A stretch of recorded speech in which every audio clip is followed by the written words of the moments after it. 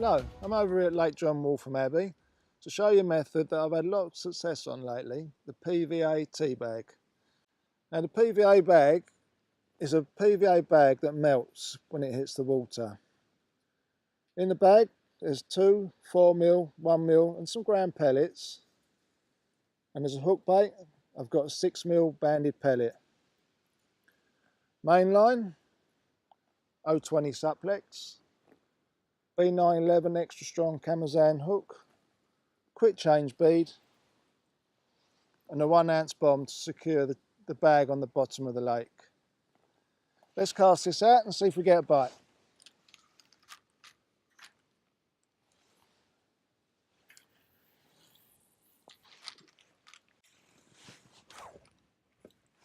Whilst we're waiting for the bag to dissolve, let's try and explain what goes on here. As the PVA bag melts, it's a melting mesh. The hook bait hopefully stays right in the middle of a plate of food for the fish. As the fish comes in, especially the carp, sucks the bait in, fish on. Now, the reason why I fished the tea bag over the method is that I know when this bag goes in the water, all the bait will hit the bottom. On the method, I've seen it many a time. Feeder goes in, you can see pellets, ground bait come off. Who's to say that that hook bait is in the middle of that method feeder? With a tea bag, it's there. Also, another good reason to use a tea bag is if the bottom's silty. You can cast in, move it. With a method feeder, you can't move it. So as I cast in, tighten the line, pull it out the silt, ready to go, hopefully fish on. Fish, not just carp, skimmers, bream. It's a method that I have a lot of confidence in. Now I'm going to show you how to tie my PVAs. I use the ESP 20mm kit, already on the tube. You can buy refills once you've bought the kit. I use a measure, 2 different sizes, landing net, handle tops, bungs, whatever you want to call them. Nice scoop. In that mix, I've got some Bait Tech 2mm, 4mm mixed pellets. In the bag, get the plunger, compress the pellets,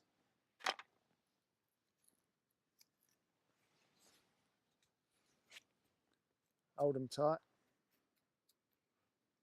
pat them down, get a nice round ball, tie it off tight.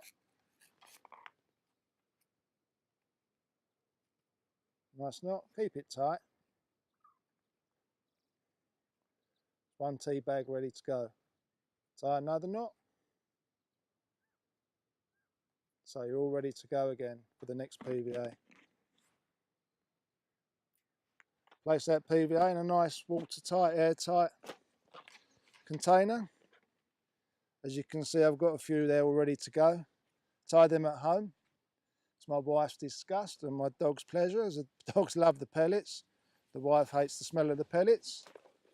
Never mind, she don't mind when I bring home a little bit of money from winning through the method.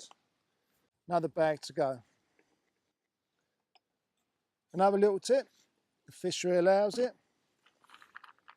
some nice boilies,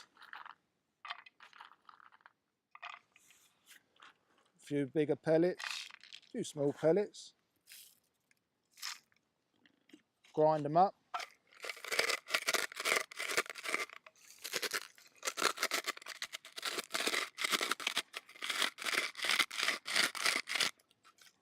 To a pulp, put them in your mix.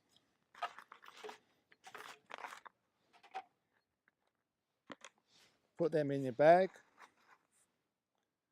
And when the PVA bag breaks up, hopefully,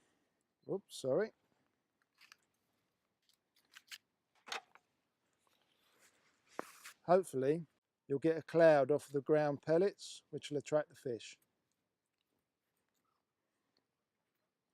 As I said before, unfortunately, I'm not allowed to use these here as the fishery don't allow boilies.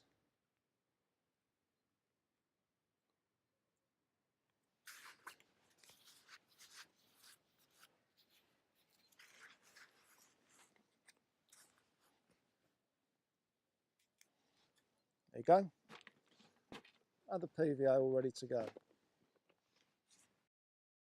A lot of anglers like to hook them in the side, twist the hook, hook it again. Personally, I don't like that. I actually like to pull the hook length into the bag. Now to do this, you need a latch type baiting needle. Put the needle a third of the way into the bag. There is a reason for this. Get your hook length, close the latch. This stops you bursting the bag. Pull the hook length into the bag. Now when you cast in, hopefully the weight of the bag will land like that on the bottom, so your bait's on top of the PVA bag. Another little tip I like to show you, is the use of glugs. Here's one I use at Barston Lakes. Put the bag in, let it soak. Got one ready to go on another product I like to use. Very smelly glug. Not really advisable to use in the winter because it delays the breakdown of the PVA bag, but in the summer it's deadly. The fish love the smell, they come in on that smell. On this one, they also come into the colour and the cloud. My final tip, when fishing the PVA in the winter, nick the bag. Couple of 3 times. A few pellets fall out, but when this goes into the water, this will help the bag break down a lot quicker.